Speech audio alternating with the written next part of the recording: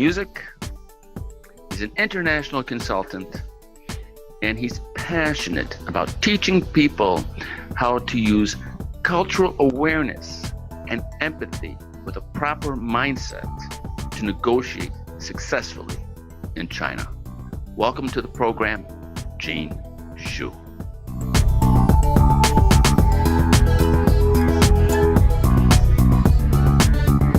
All right, we're rolling. Gene, how's it going? I'm doing good, Liam. How are you? I'm doing great. So we've got Gene Shu for the broadcast. He's a very interesting guy. His specialty and what he's working really hard now on is bringing to the table a view which I haven't heard very much in how to negotiate and relate with China, which deals on mindset. It deals on cultural awareness and empathy. And I kind of would like to know where Gene got this interesting philosophy. So I'd like to talk to Gene a little bit. Tell us a little about your background, where you grew up, and give us sort of a 10-cent tour of Gene as a young man. Well, I was born and raised in Atlanta, Georgia. So anybody who is an American knows that that's the Deep South. And at the time period when I grew up, there weren't a lot of Chinese people. So I basically grew up in the classic sense of what they call a banana. I'm ethnically Chinese, but I was born in that environment. So a banana basically means you're yellow on the outside, you're white on the inside.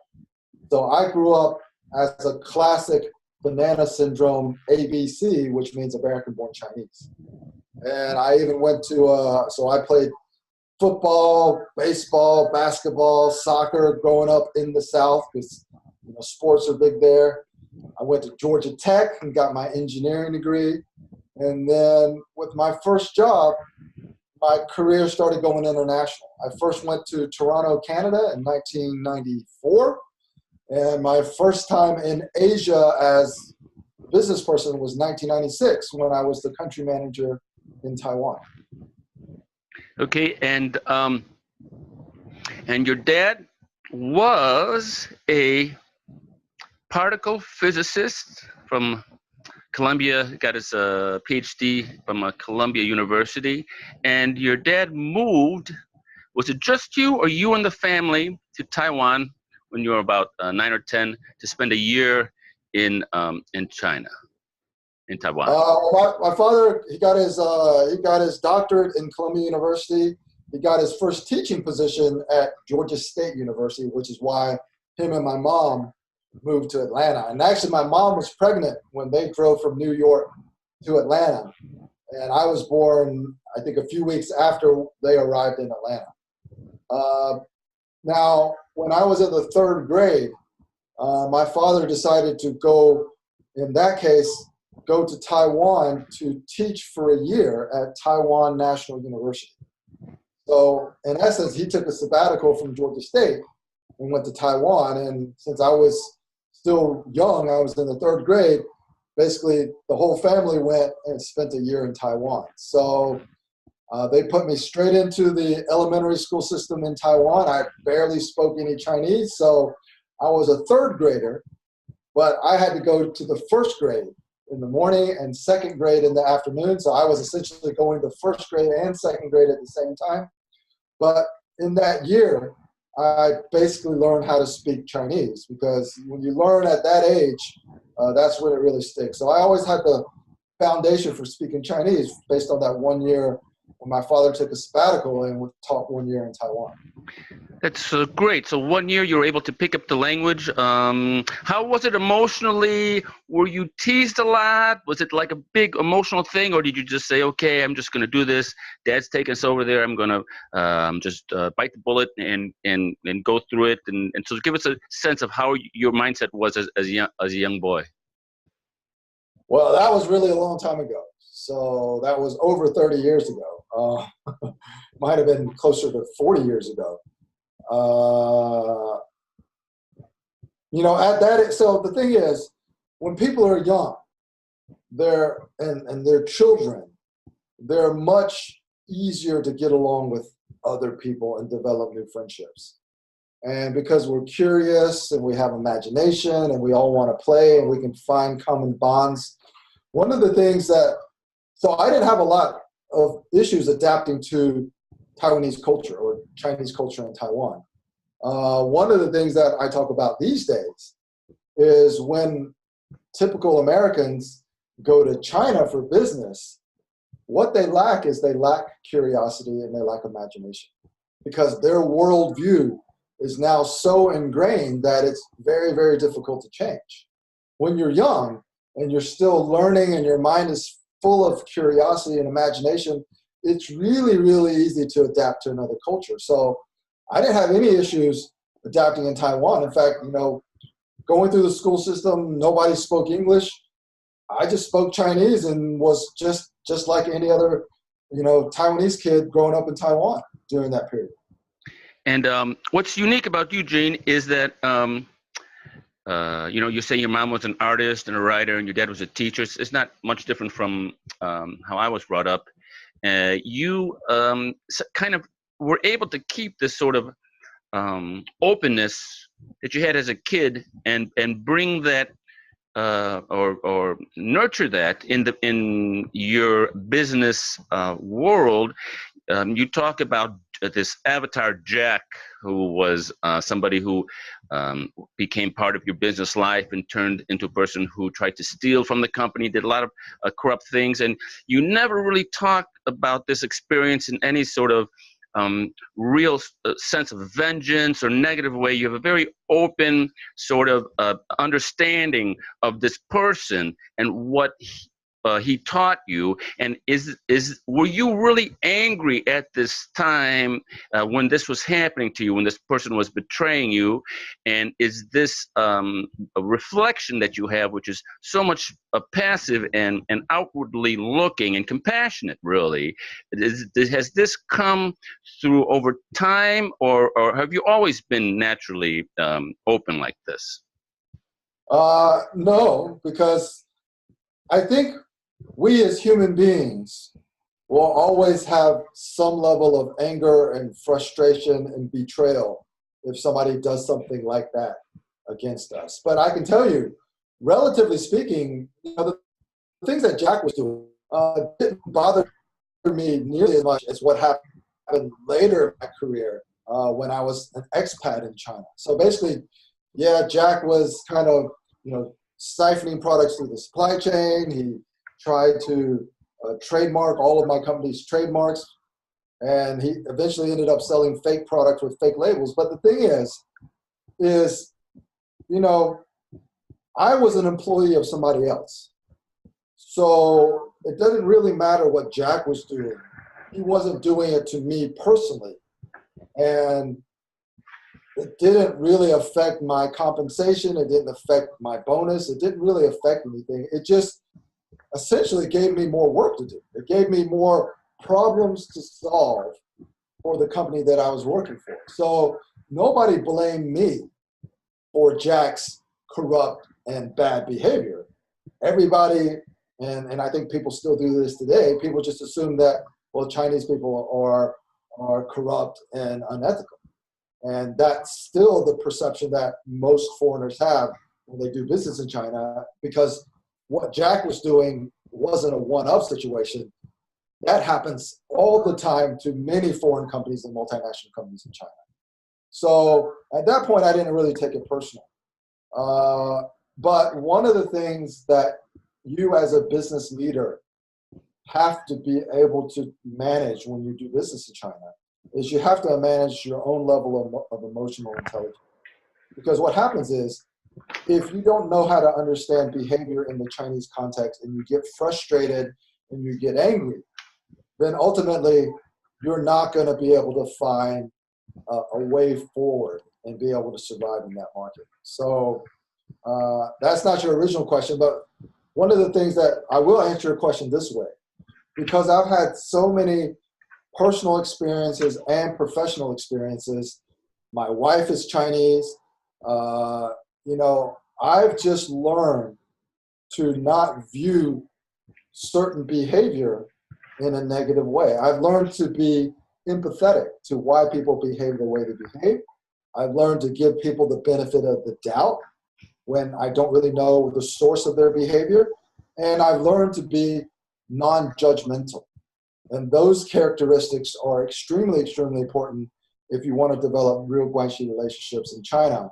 And what I do now in my professional life, when I coach people, when I mentor people, in my training programs, is yes, I can help them solve certain problems when they do business in China, but ultimately, my goal is to help the people that I work with develop a mindset for China business, which means the normal things that would frustrate and anger you, you start to understand it in context, and you start to understand how to influence that behavior to be more positive and control the things that you can control to achieve actually in the long run a better outcome.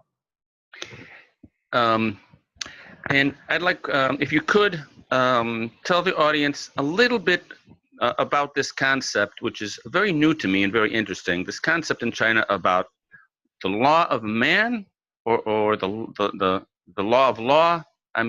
I know you know what I'm talking about. Maybe you could. Oh, I know what you're talking about. Yeah. Yeah. So if you talk about that a little bit. So again, I'm going to take America or the United States and China as the two, what we call balance of extremes. Okay. So in the U.S., we have very strong institutions and we have a strong legal system. So the majority of people, unless you're really high up in power, and we're not going to get into politics, but for the average Joe, we have to obey the law, because if we don't obey the law and we get caught, we're going to be punished. And the way to think about the legal system between the United States and China is that in the United States, people obey laws. Okay, because there are laws that are enforced by FBI, by CIA, by police officers. In China, because of the 5,000 years of history that originated from Confucius teachings, which really is a way to manage a society that is by definition unequal. I mean, you have emperors and you have the local governors, and then you have people with connections, and then everybody else was a peasant.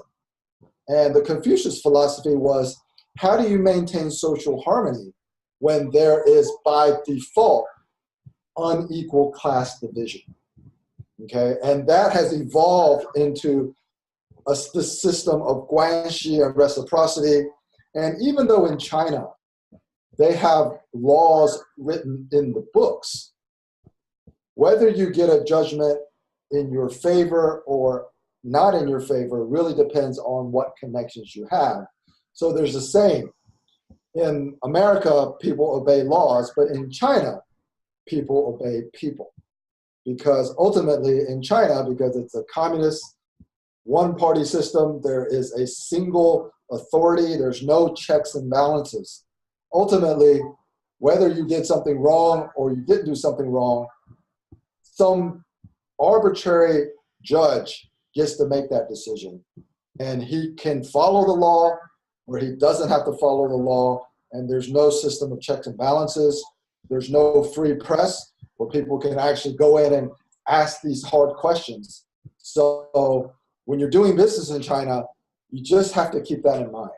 It's not that there aren't laws in China, but in order to get judgment in your favor when somebody breaks the law or reneges on the contract that you have, it's very expensive, it's very time consuming, and generally speaking, it's not worth it.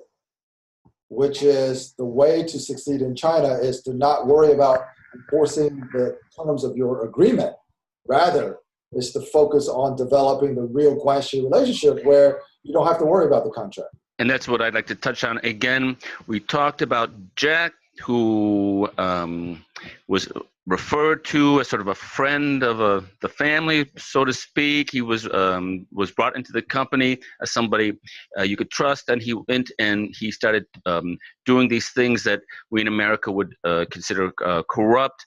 And what you're saying is Jack began to not get the reciprocity that the Chinese culture almost demands from your part of the situation, and he started to develop the guanxi relationships with the people that he was dealing with under him, and so he began to get that reciprocity somewhere else, and began to create a dynamic that would work for him at his level in that distribution chain. Do I have that anywhere near correct?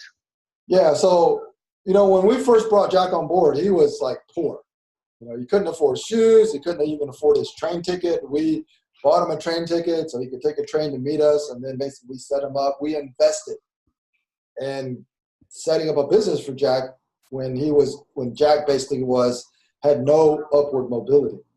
So for the first year, Jack was an ideal partner. I mean, he would work his ass off to do whatever we needed to, we would always feel that, wow, man, this guy's just working so hard and doing all of these things. And we would always tell him to take it easy. You don't need to work that hard. Find this work-life balance. But what happened is we never really listened to the other things that Jack was saying because we already thought we were giving Jack a lot. And what happened is that over time, with you and your partner, you have to be very sensitive that your priorities don't begin to diverge. So that's what happened with Jack. Our priorities started to diverge. And what do I mean by that? It's not that we weren't trying to sell products to the same customers. It's just that as our values of an American company, we were just trying to manage the channel conflict. We were trying to service our key accounts. But Jack had something else that was more important than making money. He had to basically receive enough mianzi, or face, okay? Which means that all of the connections that he had developed over a year or how long it was with his customers and all of that stuff, he started to be able to continuously give and receive faith with them. And that ultimately became more important than the money that he could receive from us. And because we weren't sensitive to that, we didn't know how to give him face and help him give more face and receive more face in front of the eyes of his customers and even his employees. Jack was just just kind of a sales guy in the beginning, but eventually we set up an office and he was the laoban. He was the president of this sales organization. He had employees that he had to maintain his face in front of. And when I look back, the priorities started to diverge when he started asking for more of this and requesting more of this, and we probably just dismissed it. We didn't think it was important, and ultimately that's what triggered what I call goodwill extraction, where because Jack wasn't getting what he needed from us as his American business partner, he started to extract that value and that goodwill from other cracks in the value chain. And that's just what we interpret as unethical and corrupt behavior. But for him, he lost that guanxi with us and he had to find it somewhere else. And there's that word where you look for cracks in the system. You look for loopholes. That means 占便宜. That's a Chinese term that basically means it's cultural, that because 90% of Chinese were traditionally peasants or farmers. Everybody is always trying to find some small advantage, right? Because there's no other economic opportunities in this communist system, that everybody needs to find little cracks in the system so they can enrich themselves, and that's just cultural. Awesome. That's an awesome discourse on this whole different way the Chinese think. You mentioned that we're coming close to the end of the interview. You mentioned something about another conflict that you had that was even a bigger learning experience than the one we just talked about. Can you touch on that for a bit? I'll just touch on it briefly. Like if I go into that, this is going to be a 90-minute interview. I want to try to keep it short, but it was my first expat assignment. Basically, I was assigned to actually live and work in China, I was the Asia Pacific sales director. And reporting to me was the China sales manager. And what I'm going to leave it at is, I developed what I thought was really, really good Guanxi relationships with my sales manager. But behind the scenes, I was a threat to what he had established before I arrived. Because I spoke Chinese, I had done business in China. If he didn't feel he could trust me with his quote unquote corrupt activities, then he had to find some way to hide it from me. And the way to hide it from me was to falsely lead me to believe that we were on the same page, falsely lead me to believe that he was doing everything that I needed him to do automatically. And at the same time, he was spreading misinformation and giving me misinformation to make me look bad in front of the other managers within the organization. And the make a long story short, it ended up being a no-win situation. Meaning once I figured out what he was doing, I could have went to war.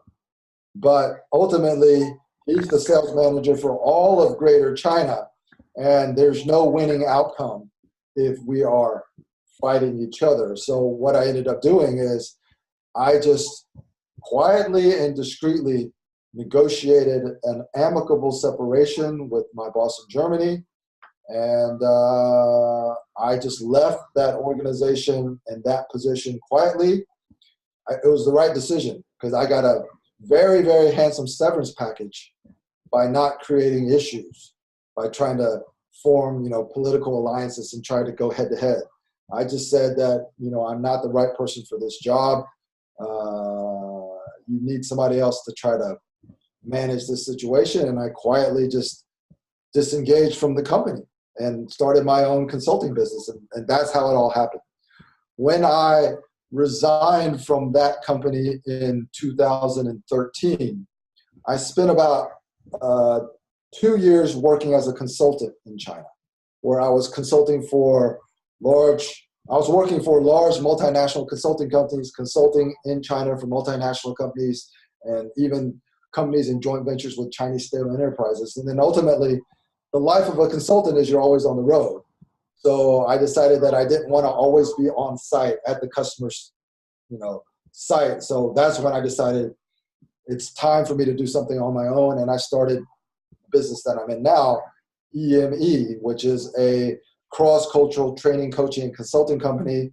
When I was in China and my customers were Chinese, I called the company EME Career Consultants because I was basically training and coaching Chinese white-collar professionals how to succeed outside of China, how to succeed on a global stage.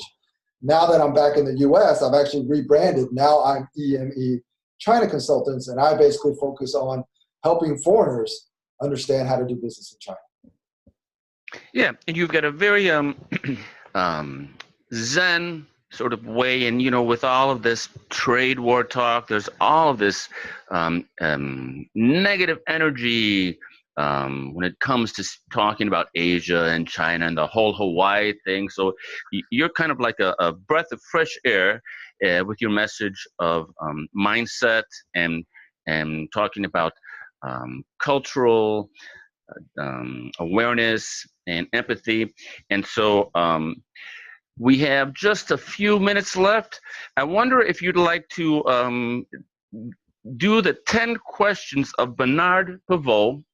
All right, these are the famous 10 questions, and it'll help to get our viewers to know you in a very short time, just a little bit better. What do you say, Gene? Let's do it. Let's do it. Okay. So what is it? You ask a question, I say the first thing that comes out of my mind? Exactly. Are you ready? Go. Question number 1. What is your favorite word?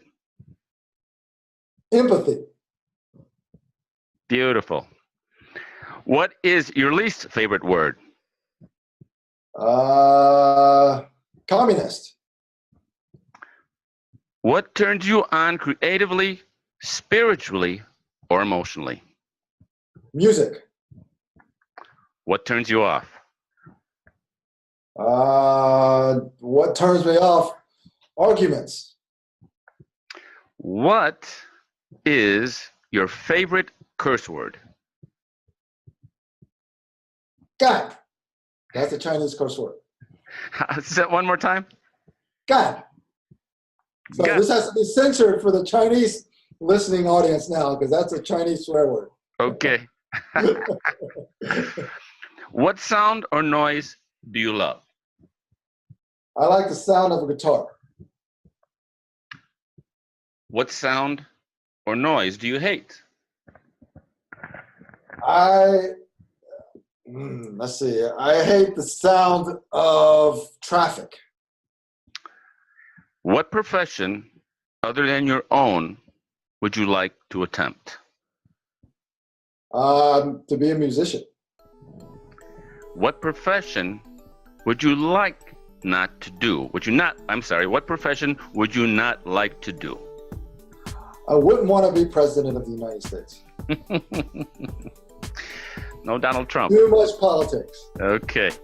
And lastly, Gene, if heaven exists, what would you like to hear God say when you arrive at the pearly gates? I want that you made a difference by helping people achieve greater harmony on this earth. Fantastic. All right. Well, I think our 10 questions did its job. I think we got a good sense of who you are, Gene. Thank you so much for being on the broadcast. This was a fantastic interview. Thanks, Liam. Great talking with you. Awesome. All right, Gene. Until next time. All right. Take care. Take care. Bye.